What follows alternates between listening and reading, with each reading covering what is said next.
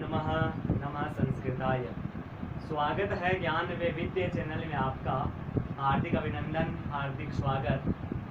तो मित्रों, हम पढ़ रहे हैं अव्ययी भाव समास। अव्ययी भाव समास में हमने पढ़ लिया है अव्ययी भाव समास का जो अव्यम विभक्ति समीप समृद्धि वाला जो सूत्र है, उस सूत्र के अंदर विभक्ति अर्थ में जो रूप सिद्धि बन रही थी उसको हमने जाना, उसको हमने देखा। और अब हम आगे की जो कक्षा है उसमें हम पढ़ेंगे अव्यय विभक्ति सूत्र में जो अलग अलग अर्थों में जो सिद्धियां बन रही है। अब उन अर्थों में अपन जो सिद्धियां बन रही हैं उन सिद्धियों को हल करेंगे। तो हमारा सूत्र चल रहा था अव्यय विभक्ति वाला।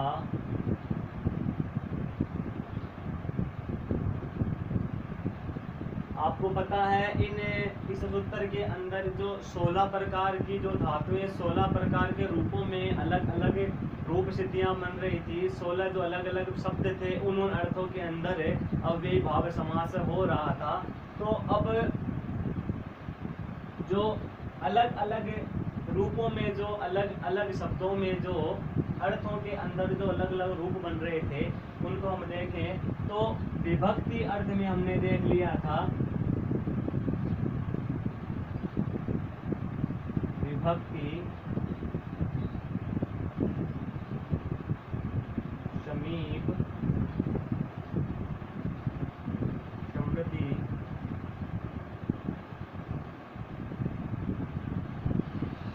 वैरधि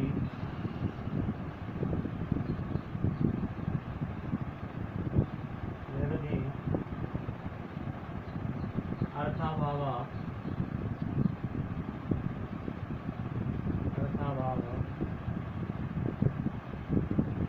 अत्यय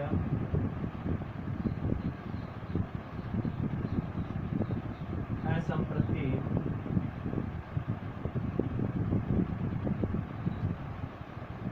शब्द प्रादुर्भाव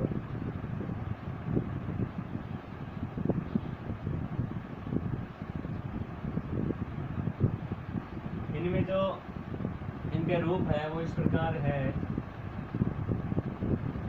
विभक्ति के अंदर जो रूप बन रहा था हमारा अधिहरि, वो तो हमने हल कर लिया था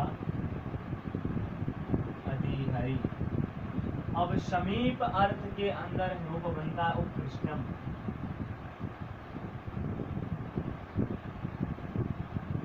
समृद्धि के अंदर बनता है सुमद्रम।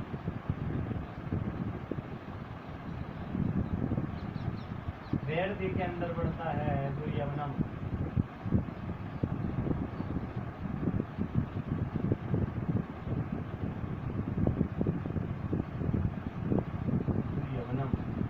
अर्थाभाव के अंदर बनता है मक्षिकाणा।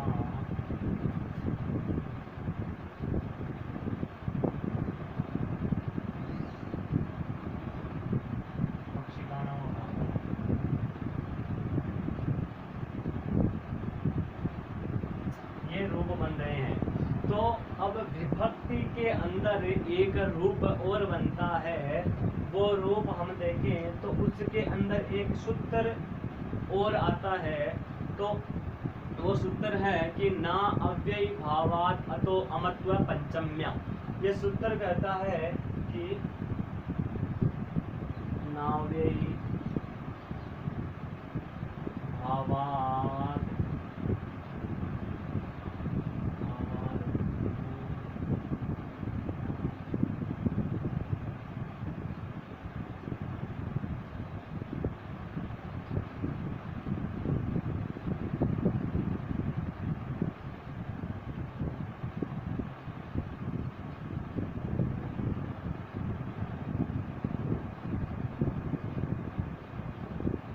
ये सूत्र है। ये कहता है कि न अव्ययी भावात् अतो अमत्व पंचम्या, कि अव्ययी भाव समास के अंदर पंचमी विभक्ति को छोड़कर सभी विभक्तियों को अम आदेश होता है बहुल प्रकार से।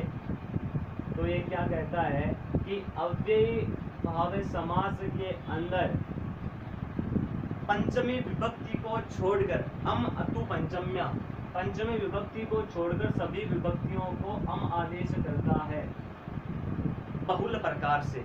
बहुल प्रकार का तात्पर्य है विकल्प से, बहुल प्रकार का तात्पर्य हो गया विकल्प से। तो विकल्प से हो गया मतलब इसके अंदर दो स्थितियां हमारे सामने आएगी। तो इसके अंदर जो रूप सिद्धि बन रही है वो रूप सिद्धि है कि अधिगोपम, अधिगोपम, ये इसके अंदर रूप बन रहा है अधिगोपम। तो अधिगोपम को हम देखें तो पहले अधिगोपम को ही हम सिद्ध कर लेते हैं, बाद के अंदर जो अलग अलग रूप सिद्धियां बन रही है उनको हम देखेंगे। तो अधिगोपम को लौकिक विग्रह करें तो अधिगोपम का लौकिक विग्रह होगा गा पातीति गोपः, गा पातीति गोपा इसका हो गया लौकिक विग्रह। लौकिक विग्रह अलौकिक विग्रह इसका करें तो गोपा प्लस गी अधि प्लस सु। आपको पता है कि जो अव्यय है, अधि क्या है, एक अव्यय। तो अव्यय के अंदर जो रूप बनते हैं वो मैंने बताया था कि अव्यय के अंदर जो रूप बनते हैं प्रथम पुरुष नपुंसकलिंग के अंदर इसके रूप बनते हैं। तो इसके अंदर जो सुप आदि प्रत्यय हैं वो लगते हैं परंतु इनका लोप हो जाता है, इनके अंदर कोई परिवर्तन नहीं होता। तो इसके अंदर सुप आदि जो 21 प्रत्यय है, 21 प्रत्ययों के अंदर इसके अंदर एक सु प्रत्यय लगेगा, क्योंकि सु प्रथम पुरुष एक वचन है। तो इससे अव्यय के रूप प्रथम पुरुष एक वचन नपुंसकलिंग के अंदर ही चलते हैं। तो इस जो अव्यय है इसमें अगर आप सु लगाना चाहो तो लगा भी सकते हैं, वरना नहीं भी लगा सकते हैं, क्योंकि इस सु के लगने से इस अव्यय में कोई विकार या इसमें कोई परिवर्तन नहीं होगा। तो अगर लगाना चाहिए तो आप लगा सकते हैं, और लगाने के बाद इसका अव्यय आप सुख से वैसे भी लोप हो जाता है। तो अधि प्लस सु या अलौकिक विग्रह करें, अलौकिक विग्रह। आगे की प्रक्रिया में हम कर रहे थे कि समास अव्ययम विभक्ति इति सूत्रेण समास संज्ञा कृते, समास संज्ञा कृते। समास संज्ञा हो गई, प्रातिपदिक संज्ञा कृतति समासाश्च इति सूत्रेण प्रातिपदिक संज्ञा कृते,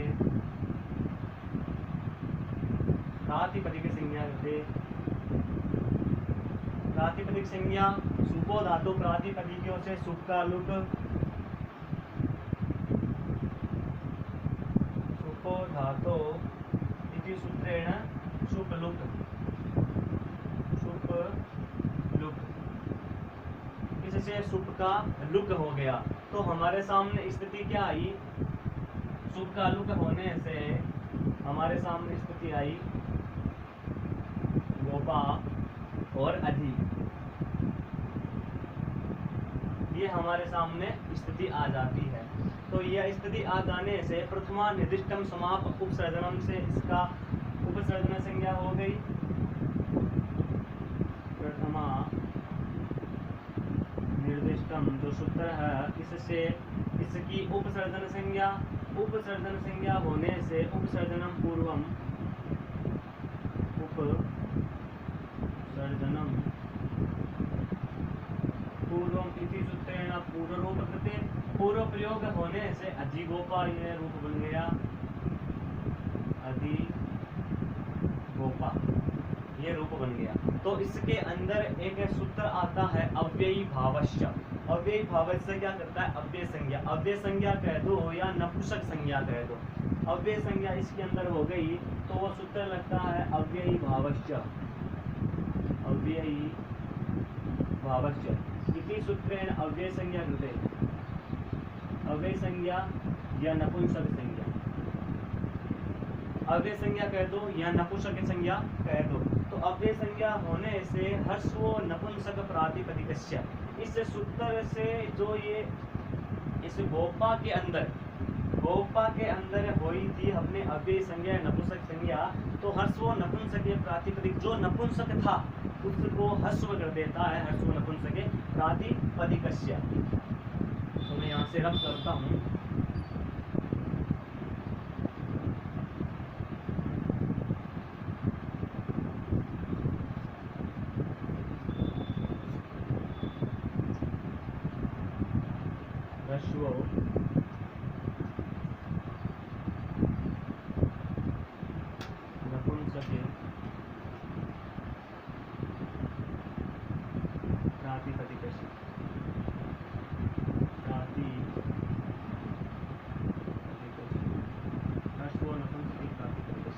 इस सूत्र से प्रातिपदिक था जो ह्रस्व हो गया तो अधिगोप बन गया,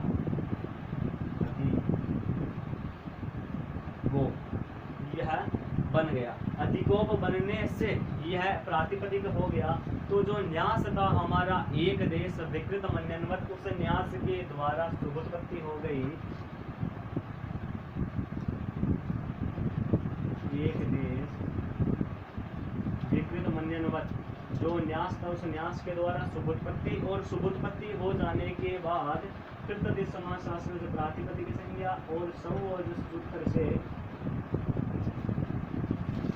प्रत्यय हो गया।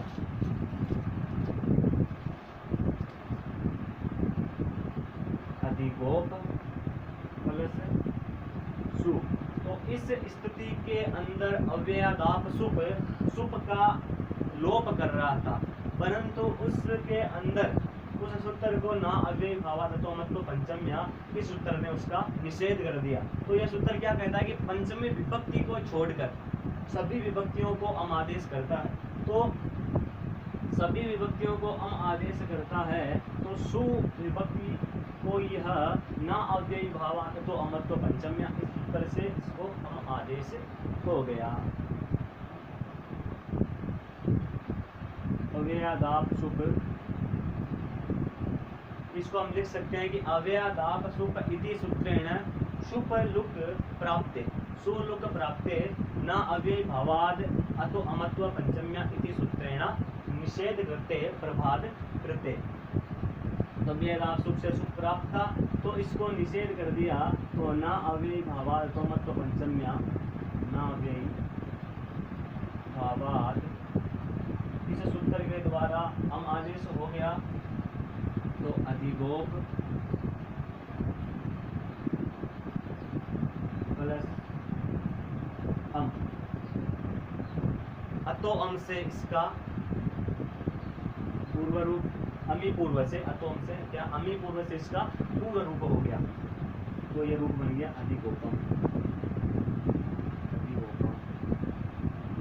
अमी पूर्व से इसका पूर्व रूप,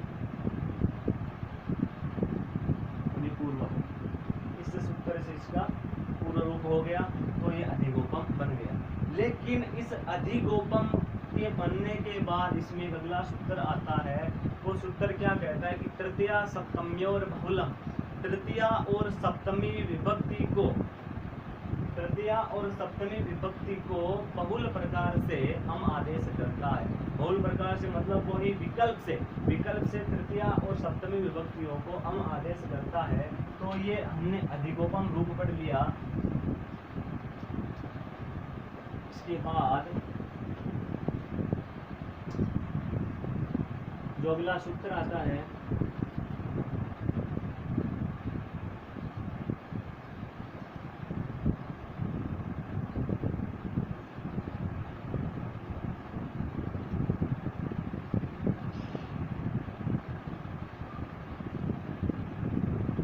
अगला इसमें सूत्र आता है, वो सूत्र है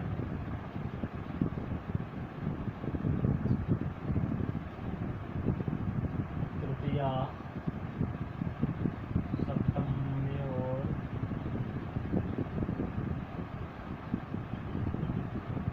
बहुलम।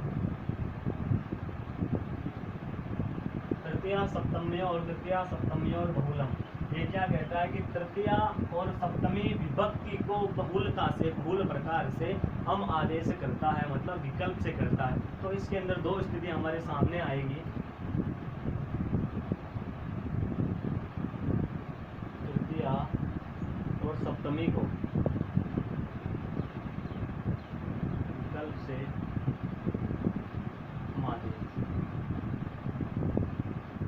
हम आदेश करता है। तो हमने एक रूप देखा था अधिगोपम। तो अधिगोपम के अंदर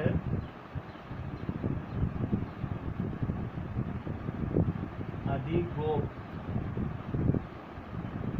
इस स्थिति में हम इसमें सुख के स्थान को छोड़कर अगर हम इसमें तृतीया लगाएं तो तृतीया में बनता है टा, और सप्तमी लगाएं तो सप्तमी होता है गी। ये दोनों लगाएं तो अधिगोप टा में से बचता, तो टा को टा गसी, टा गसी गसामिनातस्या,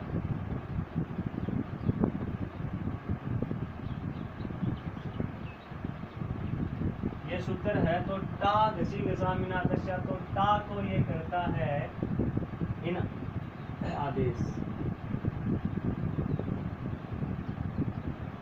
अधिगोप प्लस इन, और गी का शेष बचता है ई। तो अधिगोप प्लस इन, आद गुण से अगर हम गुण करें तो इनका हो गया ए, तो अधिगोपे। यह एक रूप हमारे सामने आ जाता है।